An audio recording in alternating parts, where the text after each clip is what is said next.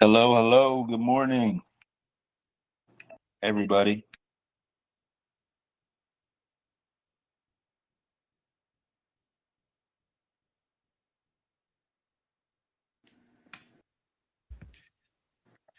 Hey, CLO. Hey, how are you guys doing?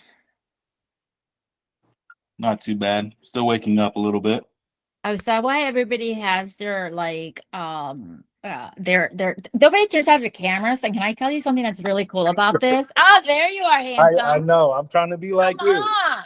Uh, so here's what I found out. Like, if you see the notes afterwards, it gives you your own training, like on what you said, how you said it, and like how many filler words you use and the engagement that you have. Is like your own personal trainer. And so of course it always captures your picture, like your picture's captured, and it's like as you're like saying something. But I'm just telling you, I love that. So maybe we'll get people more engaged in having their cameras on. So is the Fireflies or Read.ai, are these like our own personal AIs? I thought they were kind of just like attached to like the call, whoever sets up the call. There, no, if you look at it, you get an email and it actually gives me, like, it shows you everybody, but you could see your own training. And so, like, I just had one this morning, and like it said, I used, like, let me see what it said. I was a little bit like, oh, I can't believe I said like a couple of times. And it tells you like what your, like, if you have action items, like action items that you say, and it even like captures your facial expressions. So if you go like this, be like, oh, that's not very nice. So we'll see what it says All right. about that. But it's good. Hey, where are you at right now? I'm in Lakeland, Florida. Lakeland? Oh, you suck. I can't stand you. Look, but Yeah. this is, yeah, I'll show you what this is. This is us today though. So it's good. Okay. Well, it looks nice up there. How cool Yeah. or how warm?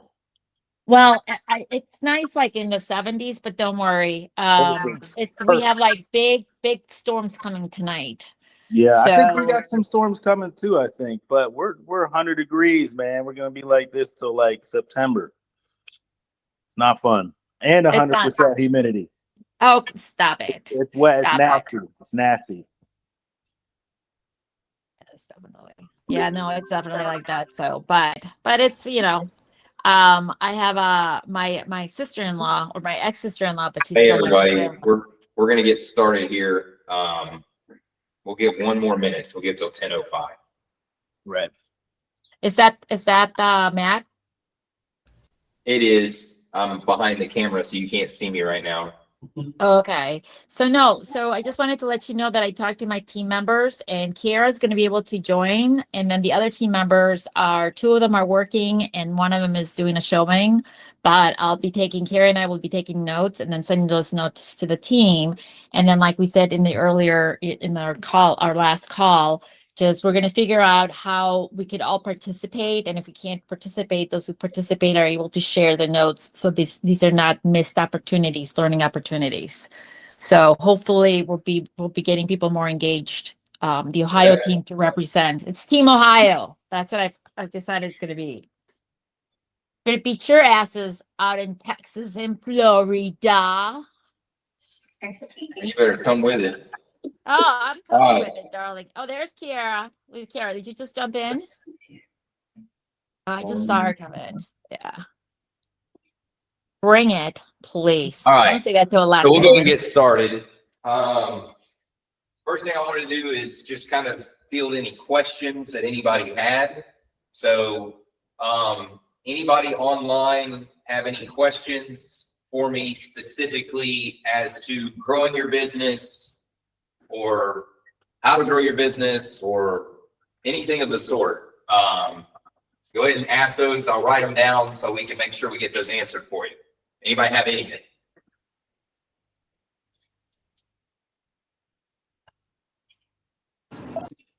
Well, I guess I would like to know different ideas. Like I do like circle prospecting, but I feel like and like farming, but I feel like there could be other ways to do it. Like maybe you have different ideas that I may have not thought of. So maybe something like that for me. Okay, so ideas of prospecting clients. No, like prospecting new people. So like I like to try to farm different areas to try to get listings and like meet new people. So like I've done like social media stuff. I've done like flyers and like I want to try to hold like community events, but I don't know if you had any other maybe suggestions or ideas that you may have done that have been successful for you or Okay, so more like your grassroots, hosting events, lunch and learns, farming areas, mailers, things of that nature. Mhm. Okay. Anybody else have any other questions? You know, Matt, I think one of the challenges that we have sometimes is that everything seems to be like boxed plans. Like it seems like, oh, if you follow this, and do it. And I'd like to see if there's a more organic way that we can do things that are not just like, oh, here, fit in this box into doing this, because some people are just not into that or don't even know how to get started. So maybe I'll elaborate on that, like what you mean by fitting everything in a box. So I feel like, so I'm reading like the book, I'm learning the Gary Keller book, and it goes into, hey, do this, and it's very prescriptive where sometimes it could be so overwhelming and it's like the same thing for everybody. And I feel like sometimes it's like, I just would like to see something that's a little bit more like, how do you, like the biggest question I have is when people have problems, like, how do you eat an elephant? It's a bite at a time. And so I think I just want to know, like, when you give ideas, like maybe showing that, hey, you don't have to do everything at one time. Here are the things that you should be doing at the beginning and then kind of accelerating that. Because sometimes it just feels like you get this huge plan with all of these things that you're supposed to do. And then you start doing it all, and then it just gets overwhelming and it falls off. Where I feel Yeah. like you could do something a little bit that's more digestible for people that are busy with families, you know. So how to grow your business without becoming overwhelmed. Thank you. Yes, very well said.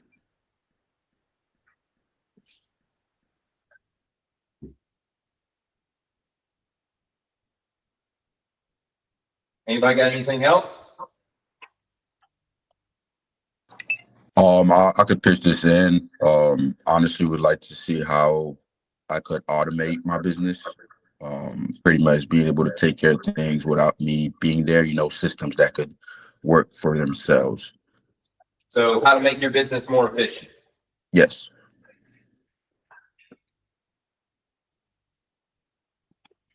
So how to make my business more efficient. All right. Anybody got anything else? Anybody in here got anything? No? Okay. So I'll elaborate on these questions. First thing I want to do is go over a couple things with you guys. How many of you can show a raise of hands here, have been in the business for, let's say, less than 2 years? Jeff, OJ.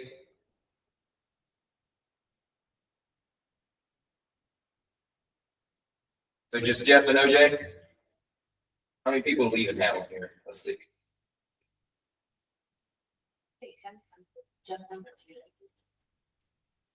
All right, so, okay. So Tim is with us. Zach is a new agent as well. So basically about 4 agents, roughly, maybe 5, that have been less than 2 years. By any chance, do any of y'all in here or online know what the average income is for a real estate agent on average?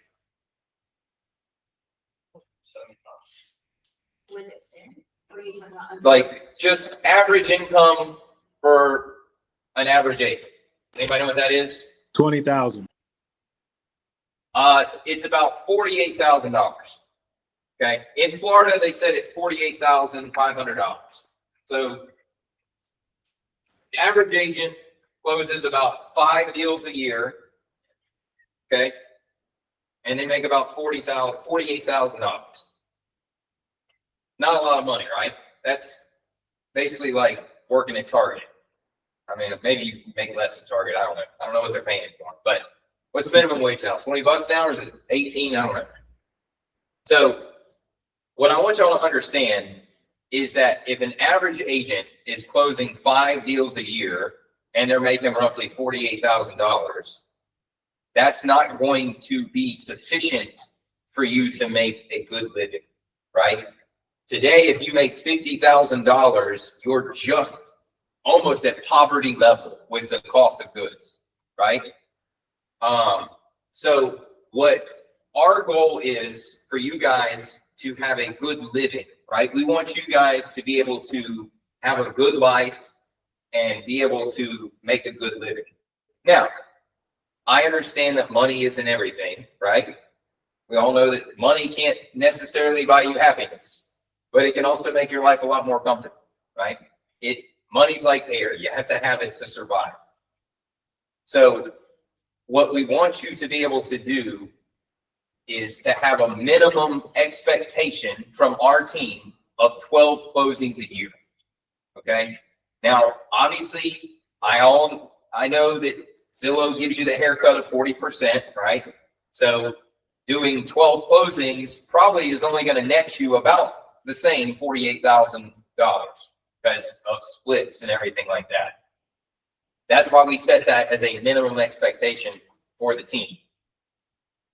But I feel like the mindset is what we need to change. And I'm not saying that everyone here has a negative mindset. I'm not saying it that way. What I want you to do is change your mindset as how you look at leads, okay? So I wrote this down. I don't know if you can really see it. Everybody in here can. I wrote the word opportunity, okay? The definition of opportunity is it's a favorable situation or chance that can lead to a positive outcome such as success, growth, learning, or profit, okay? So I wrote that there because I want you guys to start having the thought process that instead of a lead, right, we're not going to call it a lead anymore. We're going to call that an opportunity, because every single person that comes into your bucket is essentially an opportunity, right? That person, whether they can buy today or not, is an opportunity for you to be able to not only change someone else's life by getting them into maybe their dream home or their first home or forever home or sell their home or whatever, but also it gives you an opportunity to grow your business, make money, and learn while doing it, okay? That's what I want you guys to start having that mindset, okay? Now, the way that I grew my business, and Danny knows this because Danny was in the trenches with me, right? We were together. Is through Zillow and Rocket, okay? And Danny can attest to a lot of this. Like I said, he's been around a long time. Back then, they were charging us 35%, okay? Now they're charging us 40%. Inflation got it, right? Whoop-de-doo. Okay, so it's an extra 5%. I know that it may seem like a haircut that you're taking such a hit. But again, what I want you to look at is they are giving you that opportunity for $0 of cost unless you close that deal, right? So how many businesses do you know that don't pay anything up front for whatever cost of goods they're selling or trying to sell? You know any other business that you can do that? Because I can't think of any, right? Like real estate as a whole, if you just look at being a realtor, an annual cost to be a realtor is roughly $3,000, right? Because you got your MLS dues and your licensing fees and all that stuff. So let's say it costs you $3,000 a year. So for $3,000 a year, you can run a multi-million-dollar operation for as little as $3,000. Again, I don't know of a business legally that you can do that, right? And the amount of money is an endless amount of money if you want to make it, right? That's the cool thing about real estate. I can make as little as I want, or I can make as much as I want. It's all in how I want to attack my business, right? So I want you guys to realize that. Zillow is giving you that opportunity. Rocket and Redfin are giving you that opportunity for free, and you're only paying for that if you close it, okay? So that's a business expense that they incurred that they're giving to you on the hope and the premise that you're going to make them some return on their money that they spent, right? Does everybody understand that? Okay, so as far as answering questions, right? I know that one of the questions was ideas of farming, grassroots, lunch and learns, mailers, whatever. If you guys want to spend the money to do that, you're more than welcome to do that. What I want you to realize is if you go after the leads, right, the opportunities that are coming into you and attack those first, that's going to give you your base, okay? So the opportunities coming from Zillow, Redfin, Rocket, those are your base foundation. If I get, let's say, 12 closings, which is the minimum expectation for the team. If I get 12 closings from those lead sources, I feel confident enough in my ability where I'm going to double my book of business because I'm going to get at least one referral from each one of those clients. Because I'm so good at what I do, they're going to want to refer me to friends, family, coworkers, right? So again, I'm not deterring anyone from wanting to grow their business in the idea of farming a location. Farming is technically free if you want to go door knocking. Today's world is a little hard because a lot of businesses, or not businesses, but neighborhoods are gated, or they may have no soliciting, right? So it makes it very hard for you to go door knock in a neighborhood that has a no soliciting or a gated neighborhood to begin with. If you want to do mailers, you can. Most of people throw those out, right? Let's be real. How many times do you actually read a mailer? You get one in the mail. I don't read them at all. If you want to do lunch and learns, like I know Cielo was big on that, trying to develop a first-time home buyers class, that's fine. But I don't want you to lose focus from the money that's sitting right in front of your face. That's essentially free money, and going and spending $500 to $1,000 to do a lunch and learn for maybe 5 people that you're not going to get any benefit from necessarily, right? You can do open houses. I used to do a lot of open houses. I actually got a client that called me, what is today, Wednesday? Say Wednesday? Monday. They called me Monday. I did an open house a year ago that they showed up to. It was my listing. I did the open house. It was in Auburndale. They called me out of the blue on Monday and said, I don't know if you remember us, but we saw you at your open house last year. I said, yeah, I think you were relocating here, right? Yeah, we're coming from Virginia. We've got our house sold. We're ready to move now. We're cash buyers for $500,000. So I showed them homes yesterday in Lake Wales out of the blue, right? So that was a client that I got from an open house a year ago that reached out and is ready to buy a house today. So again, I don't want to sound like I'm beating you guys up on your perception of how the business is going, right? Everyone is doing a great job, but I want you to just focus more on the opportunities that are in front of you. And what I mean by that is every single person that comes into your inbox, I want you to make an effort to try to meet with them in person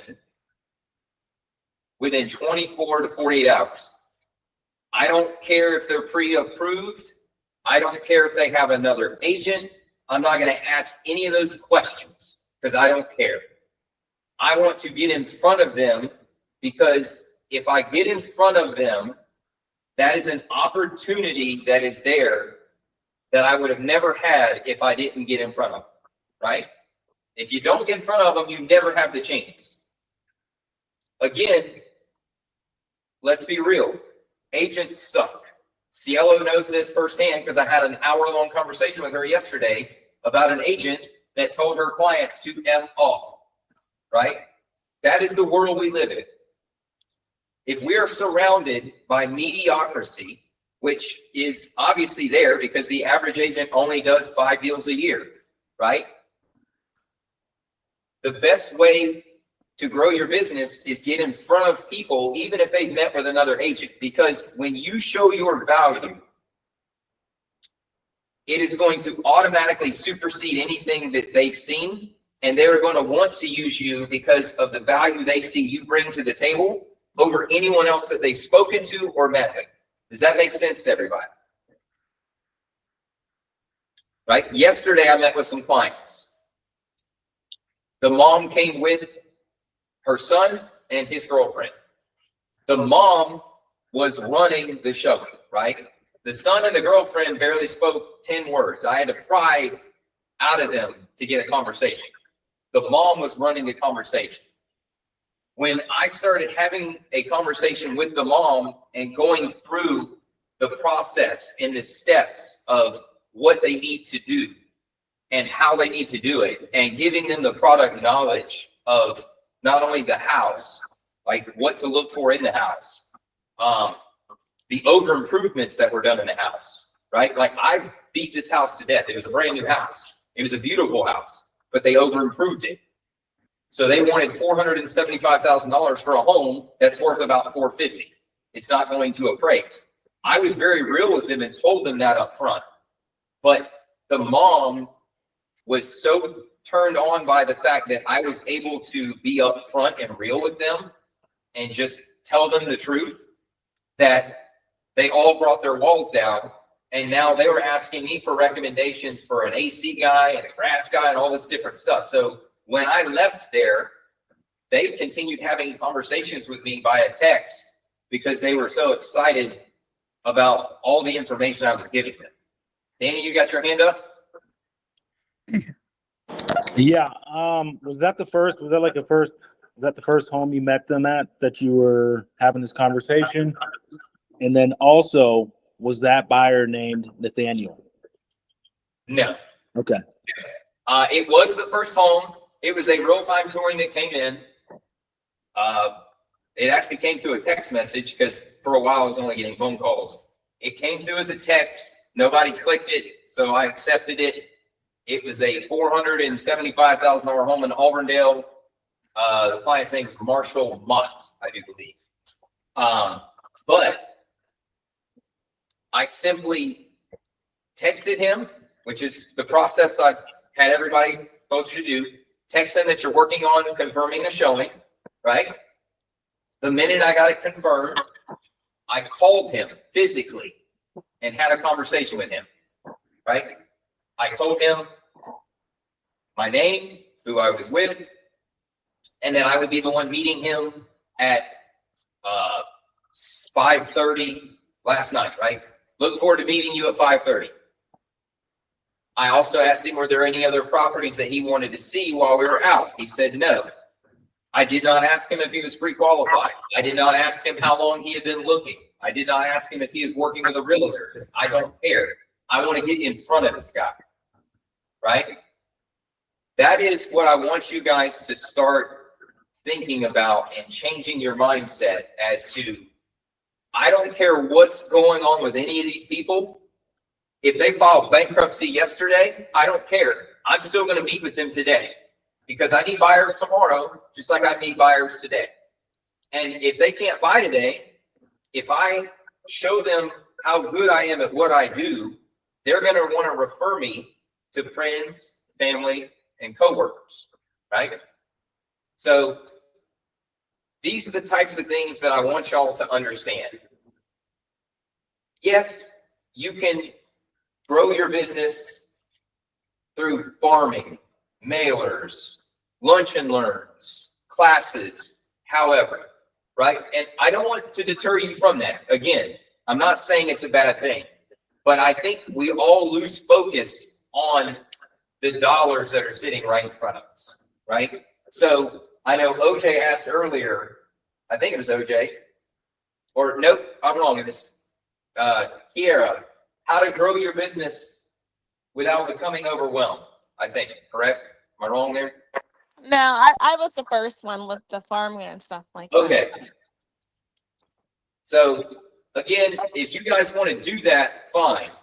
But if you want to grow your business without becoming overwhelmed, don't try to do too many things at one time because you lose focus, right?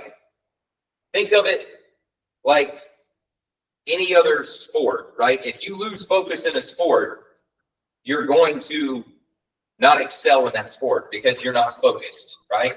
I want you to focus on something. The way that I did it in the past is I came up with a hit list, right? And I've talked about this before, but I'm going to talk about it again because there's new people on here. I go through my book of business every week, okay? And I dissect my book of business. I do it on Mondays, right? You can do it whatever day you want. I don't care. But I go through that book of business and I look at who is my ready, willing, and able buyer. That is the person that I'm going to attack this week. And it is my goal over the next 7 days to get that person under contract. So I'm going to put them at the top of my list. They're the top of my priorities. If they reach out to me, I'm showing them a house in 10 minutes if I have to, right? Like I'm dropping what I'm doing to meet with these people because I know that they are ready, willing, and able to buy right now. That's how I've always done it. And every single week, I set a goal for myself to get one deal. The last time I checked, there's 52 weeks in a year, right?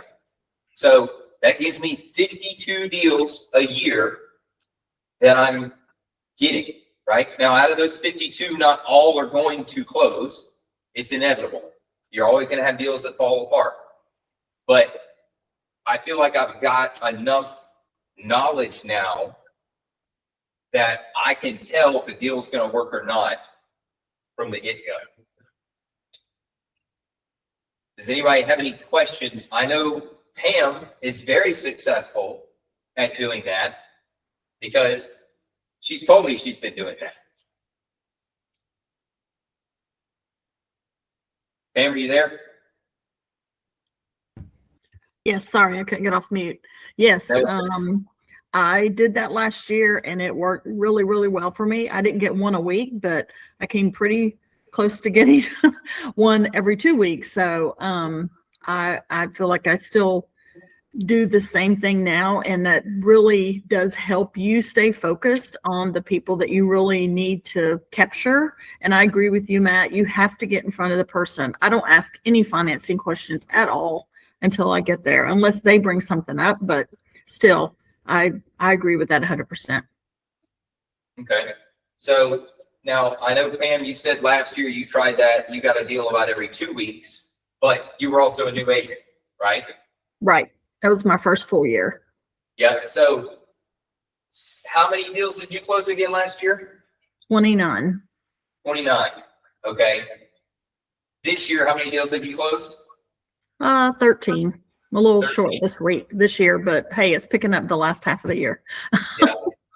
But you're still on track to do roughly, because we're not even in July yet, right? June's not over. So you're still on track to do right around 26 deals, maybe even hit 30, right? Right.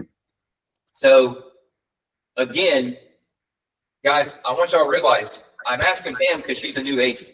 Even a new agent from last year did 29 deals. And she did that by attacking her book of business. I'll get to you in just a second, Joe. So again, another thing, and Pam, maybe you can attest to this, by doing that, did you feel that it made you more efficient on a weekly basis? Yes, I did, because I was killing myself trying to get a hold of everybody every few days, and it was driving me nuts. But yes, I definitely was more efficient doing it that way. All right. So the person that asked how to grow your business without becoming overwhelmed. There you go. Right? Look at your book of business, attack the people that are ready, willing, and able to buy today. If you have 10 people that are not ready, willing, and able to buy today, guess what? You need buyers tomorrow, just like you need buyers today. I want you to start dissecting these people and putting them in different classifications of buckets, right? That's what your CRM is for. Follow-up Boss is there to make you more efficient, and it will make you more efficient if you utilize it, right? So create tags for these people. If someone told you that they need credit repair, maybe put them in a 3-month bucket. If someone told you that their lease isn't up until December, maybe still put them in a 3-month bucket because they need to buy before 6 months. If someone tells you that they're not here yet and they're not planning to relocate for 6 months, put them in a 6-month bucket. But continue to put these people in these different buckets, right? Then when you start going through your book of business, you can start looking at those buckets and say, oh, well, I haven't talked to so-and-so in about a month, and I know they're a 3-month buyer. So I'm going to go ahead and send them a text message through Follow-Up Boss now and just touch base, see how things are going, right? Joe, you got your hand up? Hey, yeah, good morning. I wanted to Good ask morning. you guys, on average, how far are you guys driving to meet these leads? I'll drive an hour. I don't give a crap, right? Gas is $3.74 right now. I don't care, right? If I can get in front of a client, I'm going to get in front of them. I ask because all of our leads that I'm getting are minimum an hour away. And it's kind of tough when I have multiple showings, multiple clients one day, listings and stuff like that. You know, you show 3, 4, 5 homes, there goes 4, 5, 6 hours. You know, so I'm just trying to figure out, is this like only an Orlando deficiency that we have, or what's going on? Because it's good. It's eating up a lot of time. I don't, maybe check your zip codes, but I I have. would try to stack appointments, right? Like if someone's trying to see a house and you're already going to be in that area, try to stack them if you can. Make yourself more efficient. Sometimes I'm driving 2.5 hours between clients, which is What I'm very, saying is stack them if they're in the same area. If they're not in the same area, get a showing assistant on the team to try to show them if you can. Hey, Matt. Yes, ma'am. So one of the things that I like about this is, and reminding agents that Zillow is your kind of seed money, and you shouldn't be using them as your main focus until, I mean, you have to kind of rely on it until you build your own book. But I think that's how you strategize in kind of, I don't know who was bringing up the hour in between, the hour distance on stuff. Like for me, I'm trying to, and the way that I see it for myself and trying to see it for my team is, hey, if you pick up, like, let's say that you have a goal of a certain amount of money that you want to make that month, then you decide what do you have to do, because if your own leads are not generating that, you know that you can generate that with the Zillow leads, even with the haircut, because it is kind of that free lead system that is being generated for you. So I think that that's something that the mindset has to switch a little bit for the agents. I think I'm going to try to do that with our agents here in Ohio from that perspective, and trying to pivot their perception on the Zillow leads are a great opportunity to meet what you want financially when you aren't able to do it on your own leads yet. Well, Would and you that's agree with exact- that? Yeah, I mean, so again, that's how I grew my business, right? My first year, I sold 48 homes in my first year of real estate. That was solely on Rocket and Zillow, right?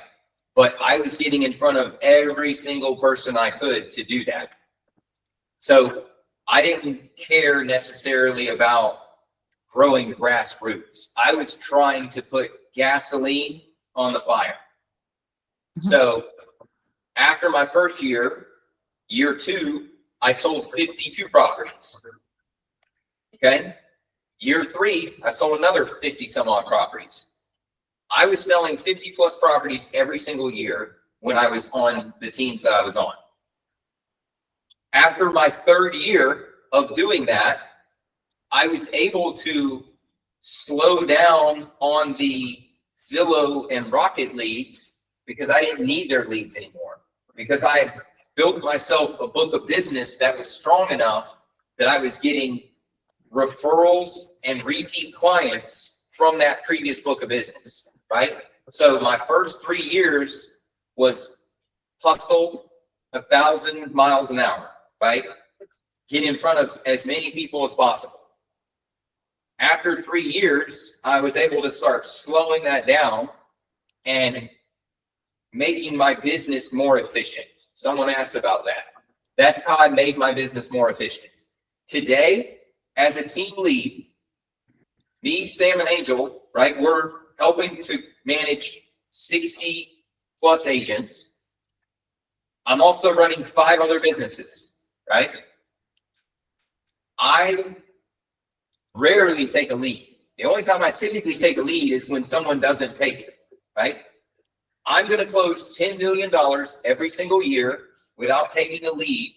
And that is personal business that's coming back to me that I'm doing hardly any effort for, right? Okay. So if you guys want to be efficient, the more efficient you will become, you'll notice as your business grows, you're going to be more efficient. Now, if I wanted to sell 20 million, I could sell 20 million. I could jump right back in and start taking leads. As you can see that Angel and Sam started taking leads 2 months ago, and both of them now are pending, I think, 6 or 8 deals each. And they both closed around 12 or 13. So the money is there, right? It's on, do you want to chase it? And again, that's personal preference. I'm not here to shame anybody if they only want to close a minimum of 12 deals. If that's all you need to close to be happy, that's fine. That's your business, right? We are here to help assist you in your business. I'm not here how to tell you to run your business, but we do have a minimum expectation, right? The minimum is 12 because that's what Zillow is going to pretty much require you to close on the amount of opportunities they're sending. Okay. I know also that there is a lot of mindset around those leads being shitty, right? Everybody says that the leads suck, right? Realize this. I know the leads suck. Zillow knows the leads suck. Sam and Angel know the leads suck. I want you to, again, change your mindset of how you're looking at that. Zillow's minimum expectation for you is to close around 5%, 6% maybe. That's like 1 in 15 leads, right? So if they send you 15 people, they only expect you to close 1 to be a minimum expectation. I personally feel that everyone on this team has the capability of closing at a 10% or more rate if they are truly dialed in, right? So that's what I think everyone can do. But again, it's all in you as to how you want to efficiently attack those leads. So again, I know I sound like a broken record maybe, but I want you to change the mindset of how you look at these leads, right? The leads are opportunities coming to you. You're not going to close all of them, right? The majority of them are going to suck.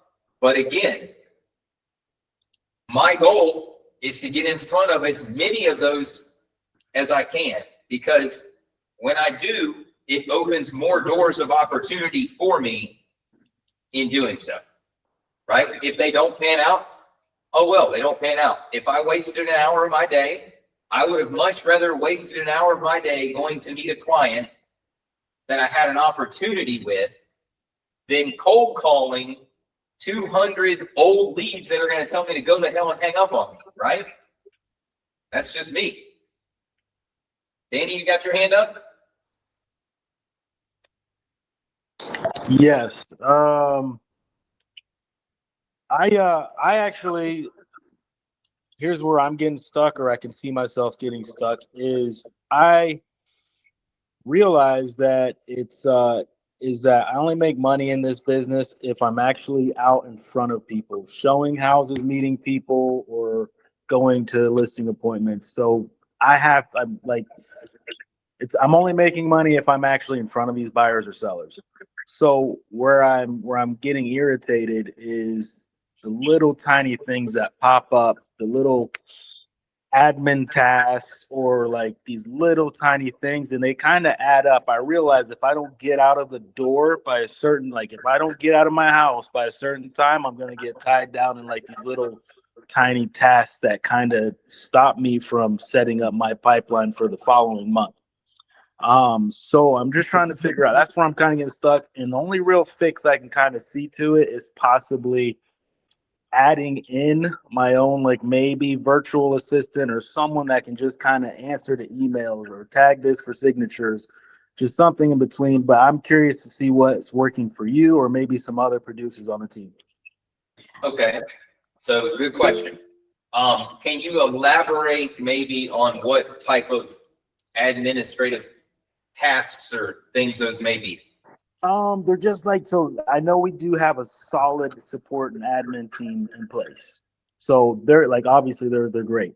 It's like little tiny, like, I don't know. I like every time I think I've checked off all the boxes where I don't have to fiddle with a deal for a couple days. There's like little, I don't know, like this FHA amendatory document or something like that, but I'm already out on the road, or I'm already stacking my appointments for the day. Cause once I'm out, I try and really stay out as long as I can and meet as many people as I can.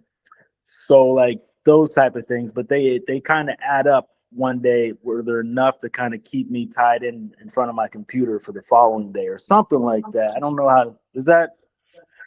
I'm not sure if I'm making sense, but that's kind of what No, that makes sense. So again, I'm gonna go back to Cielo. I'll get to you in just a second. I'm gonna go back to when I was doing business. I didn't have a TC. You know, we didn't have a TC worth a flip at all, right? I was on my own. Didn't really have any leadership, really. It was just kind of thrown to the wolves, and you survive or you die, right? Right. I can remember having 25 pending deals at one time. Okay. I created an Excel spreadsheet, and I can send it out to everybody. I think I've sent it out before, but when I get home today, I can resend it. I have 2 Excel spreadsheets. One is pending business. So whenever I create that new deal template, I take that and I copy and paste it into my pending business. So it's going to have the address, the date of closing, and when my how much money I'm scheduled to make on that, right? Now, if you want to get more finite, you can and add when the inspection period ends, but RTC already does that for you. Kim sends you reminders on when your inspection period ends. She helps you with your escrow and things of that nature. So it kind of eliminates not having to do that. But that is how I did it. I put everything in my pending deals. So again, every morning I'll wake up, the first thing I would do is look at my pending deals, see what's coming to close, and start figuring out if there was any paperwork I needed to do on that pending deal, right? So if I have a deal under contract, every morning, the first thing I do when I would wake up is, before I'm out the door, look at if there was anything outstanding I needed to take care of. Now, if I'm out the door and something pops up while I'm on the road, I'm going to do it that night when I get home, right? So if it's sending a document or whatever, I had a similar situation as you, Danny. I had one, it's my listing. It's a VA deal. And no, I'm wrong. It's not VA, it's FHA. They needed the amendatory clause signed, wet signature, right? So can't get it electronically signed. So I texted the client, let him know it has to be a wet signature, and sent it to him. He signed it, sent it back to me. I printed it, wet signed it, and sent it off. So again, I could do that while I'm on the road, right? I can forward an email. I can reply to emails. I try to do a lot of stuff while I'm on the road, right? If I need to follow up with a client, if I'm headed to showings, I'm going to follow up with that client while I'm on the road to the showing.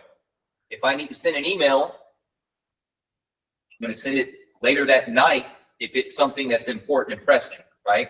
So I don't know what's going to fit best for you because everyone is different on how they set their day up. But that was the first thing I did every day. Wake up in the morning, look at my pending deals and what documents may need to be done. And I'm going to try to bust those out and send those out first thing before I leave the house. If something came up in the middle of the day, when I got home that night, I would try to accomplish that evening when I got home. Same with inspections, right? If I know, here's what I do. If I get a deal that I send an offer on, I'm already calling Jackie and setting up inspections on that deal before it's even executed. So I don't have to worry about it. Do you call Jackie or do you email her? I call her. Okay. I call her. If she doesn't answer, I send her a text. While I'm on the road, she's like, I need the buyer's name, their email, their phone number. I'm giving it to her while I'm driving in the car. And then I tell her what needs to be done. Hey, we're not even executed yet. I'm going to have an executed contract tonight. It's going to be a 10-day inspection period. I need X, Y, and Z done. Boom. I don't have to worry about it now because I've already done it before under contract. Okay. Cielo, did you have something to chime in about the efficiency part? Yes, I did. Thank you, Daniel. Matt, do you mind if I go in? Go ahead. So interestingly enough, I'm actually taking a coaching session with Matt Sutter that came in. It was one of the speakers that came in to talk to our brokerage here in Ohio. And I took the course, which is a 6-week course every Friday from 10 to 12. And it's talking about how to hire virtual assistants and giving us the resources to really do kind of an audit on all the administrative things that you do. So we're actually in the midst of a 2-week administrative audit. Like, what are the things that you absolutely like for me, I spend a lot of work, like I know we all do. And I think we do have a good administrative support in Florida. But it's not enough for what I need personally or my team needs. And so what I'm trying to do is kind of get an audit on if we hire an administrative assistant, a virtual administrative assistant, and they give us the job description and they give us all of this stuff in order to know who, what kind of personalities. It goes into a lot of in-depth detail. So there is a benefit to explore how to hire those administrative assistants, or I also have a kid who's out of college, is looking for a job that wants to go into real estate to become a showing agent. Those resources. But Daniel, if you want to give me a call, I can actually give you a little bit more information on that. My goal is actually to bring it to my team in Ohio, because our team's a little bit smaller, and trying to do something where we become very efficient. And I truly believe that agents should be out selling and being in front of people. I'm very good in front of people. I hate it. I hate being out. I love being behind my computer doing stuff and approving. If I can sit down and approve somebody, I want, what your talent said, what you want to do. So there's some efficiencies to doing that, Daniel. But there's a methodical way of doing it. And again, it is kind of, where do you want to spend your time and how much, you want to fire yourself from those tasks that are not making you money. But so I'll bring that. I mean, I can talk to you about it independently, and then when I'm done with it, I know that I'm going to share it with the leadership team, Matt included, to bring it to the Ohio team, and then maybe testing it out and bring it out on a larger scale. So if you guys want a TC for yourself, you can hire one for $350 a month. Now, Where do you get that? we can get you hooked up with that if that's what you want. Yeah, But that's what I want. I want to put an asterisk by that. Okay. I want you all to realize something. When it comes to paperwork, you are the licensed agent that paperwork is tied to, right? So if you want a TC to type your paperwork up or do whatever, that's your choice. But I would still review it because a lot of these TCs are from the Philippines. There may be an English barrier or they may miss something, right? I type my contracts myself. I always have, I always will, because if I type it, I know there's not going to be any discrepancies that could put my license in jeopardy, right? I don't know how many of you know a contract backwards and forwards, but I can type a contract in 5 minutes. Not trying to brag, but I've done enough where I know how to do it, right?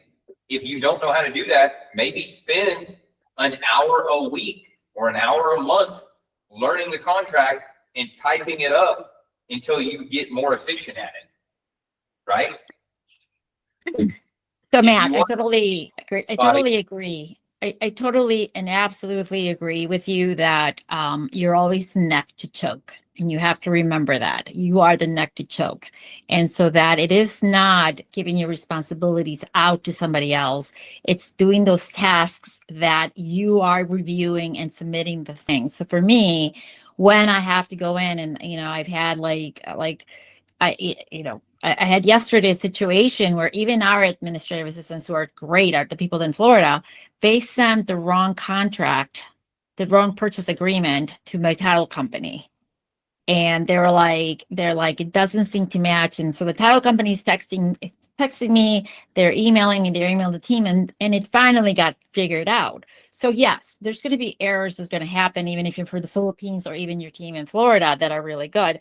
You are the neck to choke. So you are like Daniel, I'm not saying, that these tasks, that's not your responsibility, but as a leader, it's that you're leading your business. At some point, you do want to delegate those tasks to very qualified people that you're making sure that that you're overseeing all of that. And as you grow your team, you want to make sure that everything gets done perfectly. So those are the things. And like, again, like the audit that we're doing, there's certain tasks that like, they're like, oh, can you do an admin and can they do this? Can they do my purchase agreements, but can they also do something else? Is like, no, you hire the people for the tasks that are specifically for those tasks.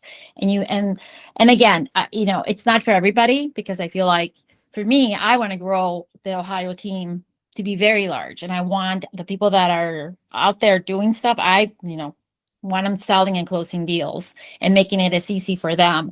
But I don't want them to lose track of, you're the neck to choke, because you are the one that's in front of the client and you're representing the brokerage. Yeah, just to elaborate. Yes, totally agree. Like, obviously, it's at the end of the day, everything falls on me, but like, just having someone where I can message them and whether in my Slack or in my WhatsApp or something, hey, can you tag this document for signatures? Can you do that? The more I can be out showing, the more leads I looked at it and I was like, I know I can sell at least an extra 1 or 2 more homes a month if I didn't have to like be messing around on my computer. I don't know. Well, the audit will help you, and I'll send you the Yeah. audit that we do. Okay. It's a 2-week audit that you have to do on your time that you spend, and then it does it's a kind of like an economics of your time and the value of what's making you money and what's not. But we can take it offline if you Yeah. like, if you just want to Okay. reach out. Thank you. I mean, at the end of the day, Thank you, Danny, Matt. if you feel like that would make you more efficient, again, you can get a TC for like $350 a month. So for, let's say, $4,000 a year, if it gets you an extra $4,000 a month, then they pay for themselves, if that's what you feel you need. Again, I'm not knocking anything that someone feels they need. All I can tell you is what I've done to be more efficient. And that's the way that I've always structured my business. Is I'm very, I guess, segmented through the day, right? The first thing I do, I'm drinking a cup of coffee. I'm going through my book of business on a Monday and attacking my business, my clients, right? The second thing I do every morning when I wake up is look at what tasks need to be done that day for my pending deals. If something comes up during the day while I'm on the road, I'm going to do it that evening before I go to bed. But I have become very efficient with paperwork, right? Because I've studied it enough to know what needs to be done and how it needs to be done. And I feel confident in myself that I can do it in a very timely manner. And I would rather do it myself than have someone else do it for me and screw it up. That's just me. Another thing I would highly recommend you guys do, and again, this, I guess I had a little bit of an advantage because I came from a construction background, is learn as much about product knowledge as you can when it comes to homes, right? Types of roofs, types of construction, types of windows, electrical, plumbing, AC, termites, foundations, different types of countertops, cabinets, bathrooms, tile, you name it.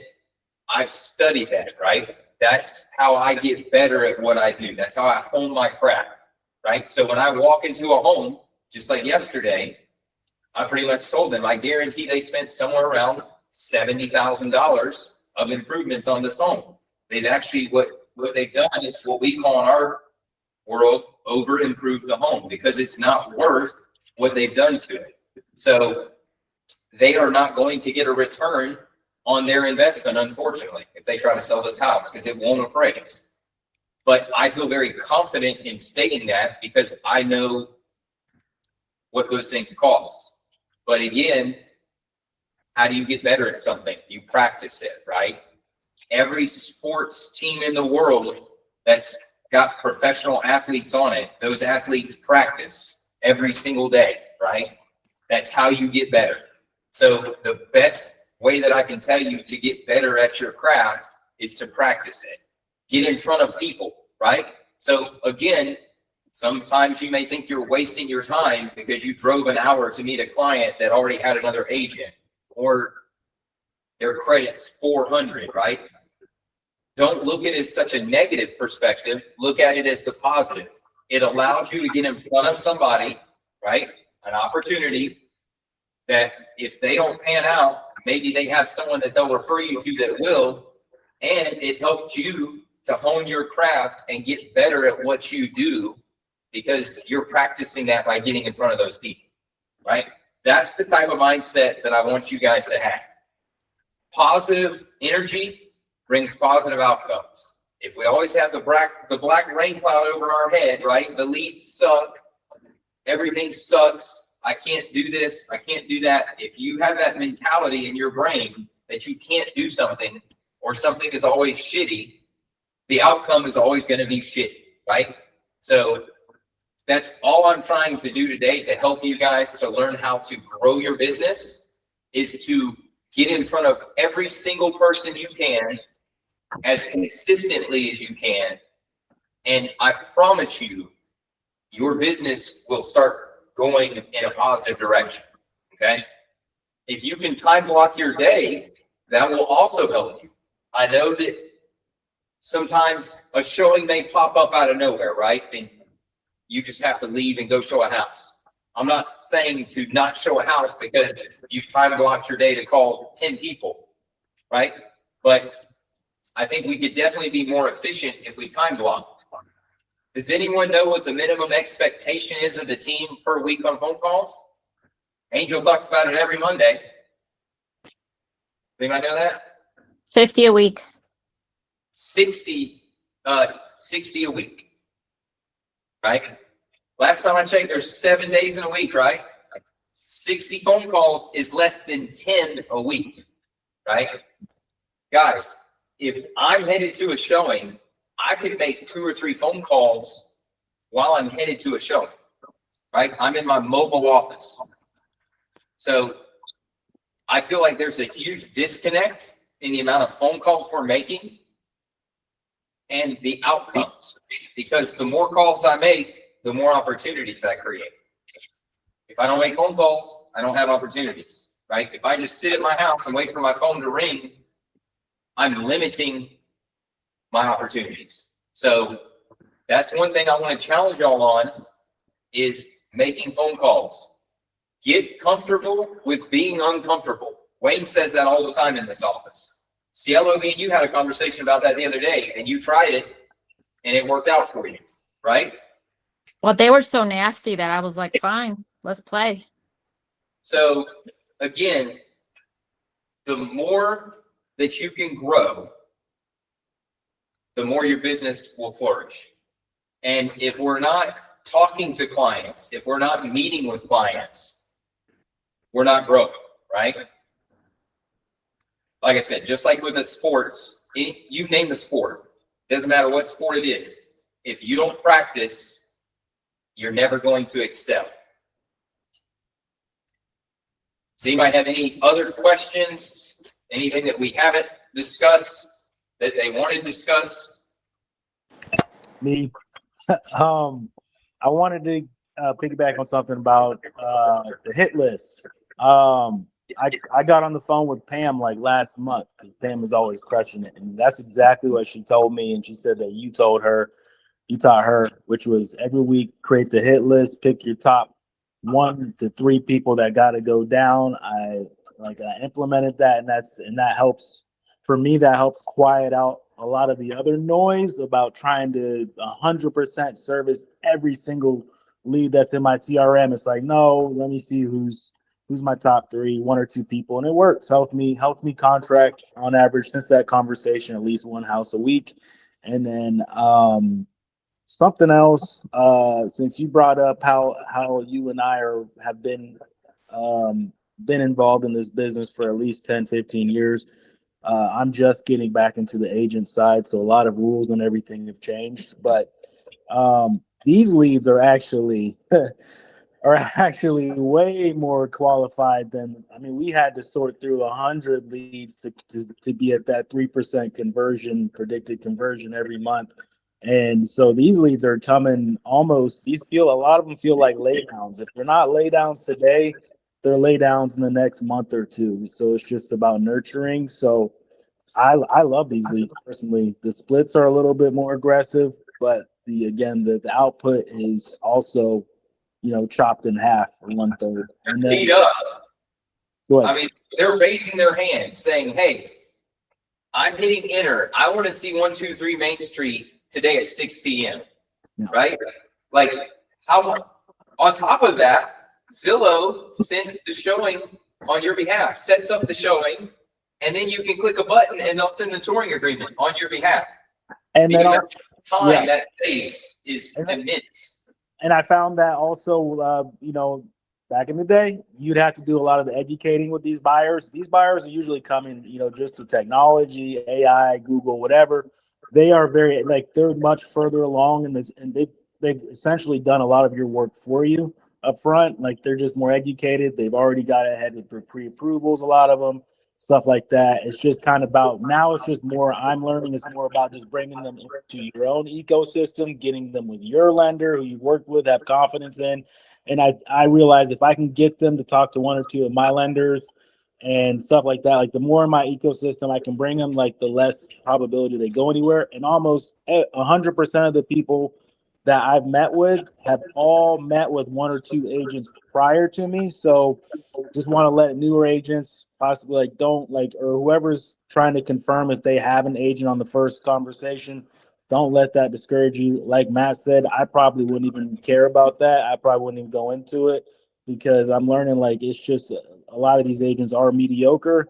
And if you just have that, if you dive in and have those conversations or bring them to your ecosystem, they're yours. They're not going anywhere. I'm surprised they've met 2 or 3 other agents before me. Yeah, I mean, I couldn't put it any better. So thank you, Dan. Eric, you got your hand up? Yes, sir. I'm in my mobile office, so taking calls.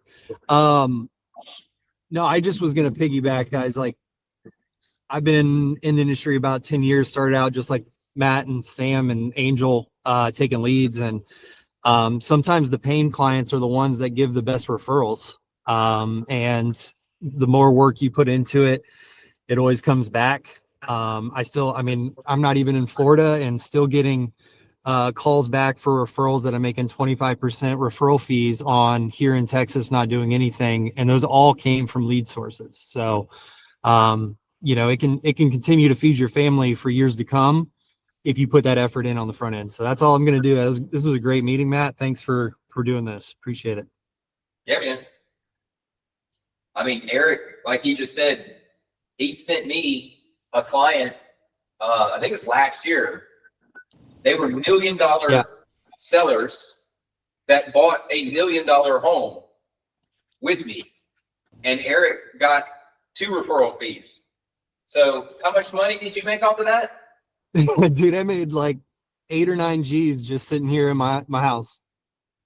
Yeah, so he got mailbox money for 8 or 9 grand for literally taking a phone call, sending it to me, and boom.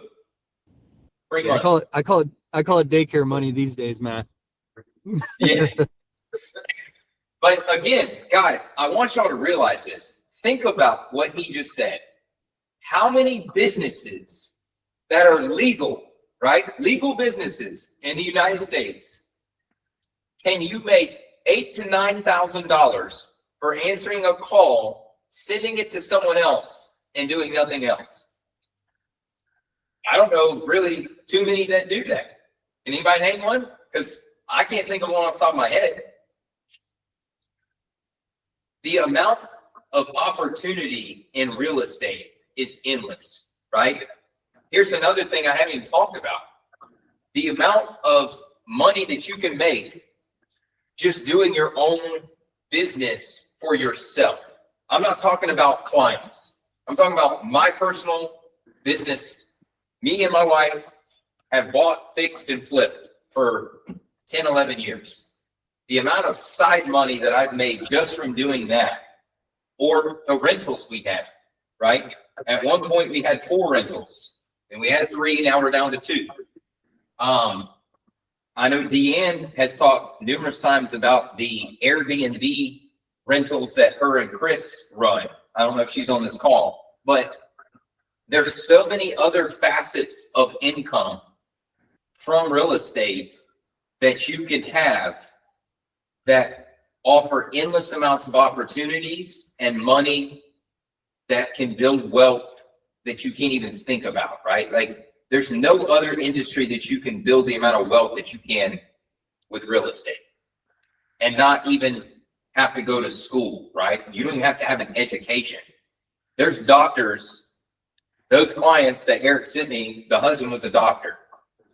The dude probably makes, I don't know, $300,000 a year, but he has $200,000 in debt, right? Like I have 0 debt and I make $500,000 a year, right? So how many businesses can you do that? It's crazy. So I want you guys to really look at the opportunities that are in front of you and how efficient you can be if you really set different parameters for yourself and follow that time blocking schedule. Again, that's what I did. I still do it. And it makes me efficient. Every time I'm on vacation, I literally get a deal. It's crazy. If I leave my house, I'm going to get a deal. Never fails. So I'm paying for my vacation while I'm on vacation. Right? So outside of that, I don't have anything else. Does anybody have any questions that they feel were not talked about or overlooked? I just have a suggestion for maybe the next call. Okay. I'm trying to figure out how to crack like the showing agent, showing assistant. It's just not very active like within our network. And just want to figure out a system for that, or maybe just a better approach for that, because someone else mentioned earlier that sometimes showings pop up that are just way already outside of the area. And obviously we want to keep every lead that pops up for us. So if your day's already booked and your showing's already booked on the other side of the state or somewhere, how we can figure that part out.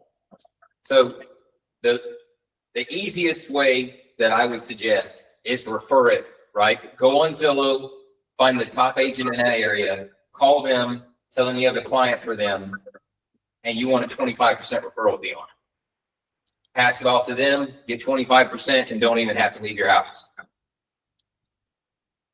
So if it's out of your realm, you can do that. If it's a Zillow lead that came in, technically, if you didn't close it, then you shouldn't have to pay a referral fee. I don't know how we get around that maybe, but I think we should be able to. But pass it off, right? Matt, I've got one like that right now. She referred it out. It was a Zillow lead that she lives in Connecticut. Referred it out to a KW agent in Connecticut. Sold the house. Just got that referral, and then she wants to move now, not to Dallas, but she wants to move to Lubbock. So I've already got her connected for a 25% referral fee on that side too. So, hey, Yeah. whatever So, works. I mean, again, make yourself more efficient. I would rather get some money than no money, right? So if I can go on Zillow and look at a top agent, I've never had an agent tell me that they won't take a referral for 25%. Never. Never happened. But it's all in what you want to do. If you want to drive an hour there, an hour back to take the lead, more power to you. Again, that's your opportunity if you want to take it. You don't want to take it, I would pass it off. I passed off one the other day. It's a past client that I've dealt with for 8 years, but he wanted a house. My God, he's like 6 hours away. I'm like, hell with this. I ain't doing this. I called the agent. I said, hey, I want a 25% referral fee. Okay, no problem.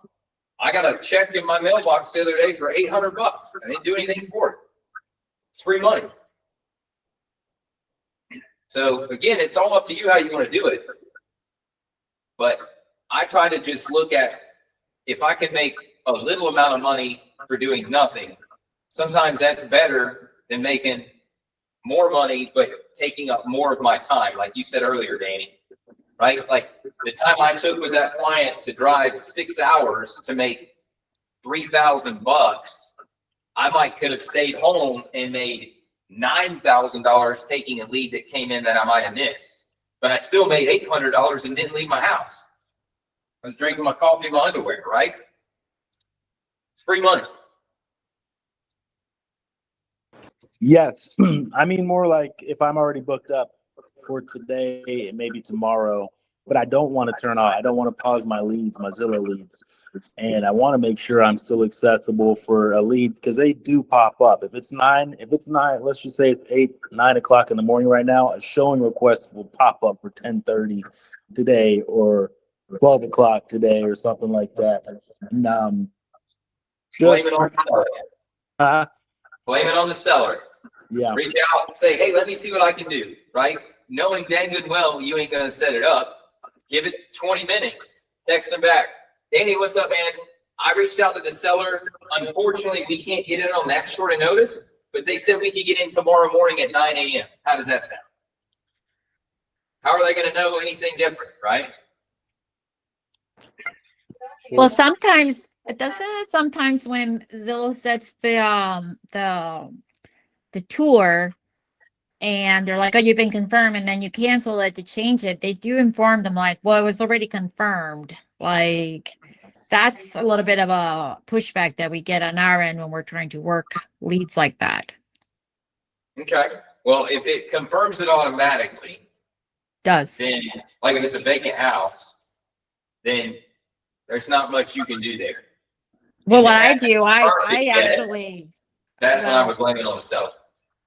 no, but I still say, hey, no, we're trying to make sure we get you there, and we're, like I do make something up or make it work either way. I don't lose a lead if I don't have to, or I sometimes have it and it's not in my area, and so I pitch it to one of my team members that I know is covering that area, and then they're like, oh, I can't make it. Then I try to change. I call the client and be like, hey, you know what? We're trying to make sure that if we were getting you the best agent, and kind of navigate that. And even when you get pushback, you can actually usually move the appointment. Yeah. So, anybody got anything else? Thank you. This is good. All right. More of these calls, Matt. We're trying. We did our survey with y'all. That was one of the things y'all said y'all wanted was different topics of trainings. So we're trying to do 2 of these pop-up trainings every single month that are different topics, right? As long as y'all are participating, we will do as many trainings to help y'all as possible. Hey guys, real quick, before we get off, Yes, sir. Go ahead, Joe. I have a new listing, 3-2 over off of Redbug in Orlando, East Orlando, for $215. The HOA covers the pool, the gym, the exterior, the roof, gated community. So if anybody knows anybody looking, please let me know. All right. And let's start doing that. Let's start throwing our listings every week into the group chat. Anybody got any listings? Maybe we can start selling them in-house. Even if maybe we'll start a new WhatsApp that just has for listings only, team listings. So everyone can throw all their listings in there per group, right? So, all right. Well, that's all I got for y'all. If you need anything, give us a call, and y'all make it a great week. See Thank y'all. you. Thank you. Back. See you.